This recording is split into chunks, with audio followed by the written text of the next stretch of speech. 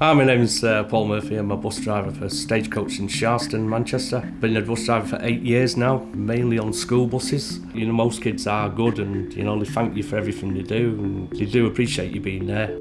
Afternoon is slightly different because they've been pent up in school all day. It's just one of those things, kids will be kids.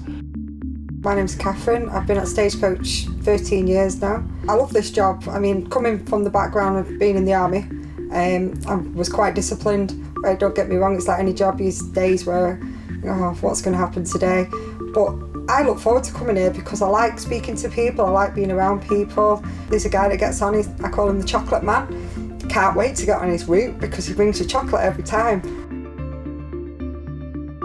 If it's one thing that drivers fear the most is a brick coming through the window while we're at work because it could have serious consequences. Like if you're driving along and you get a brick thrown at you and they put a window through, then you've got the worry, the stress of dealing with the passengers if anyone's injured. But they tend to hit the side of the buses and it always tends to be in the disabled area.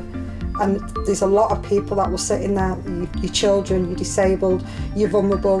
Having a brick thrown at your bus, is very stressful for passengers because they're just sat there and enjoying the journey, looking at the phone or reading the paper, and they don't expect that, and all of a sudden, bang, and the window's in.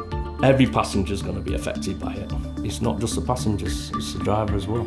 Being here, I've heard of, drivers being really traumatised from bricks being thrown through the window. We're not just driving that bus, we're in charge of every single person that gets onto our vehicle.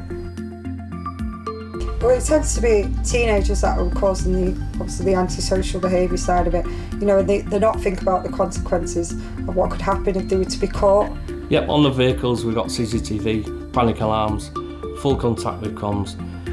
They will be pinpointed and they will be found and they will end up in the Young Offenders Institute. We shouldn't have to be in fear of driving down the road. I want to feel safe. I want other people around me to feel safe. Is it a game?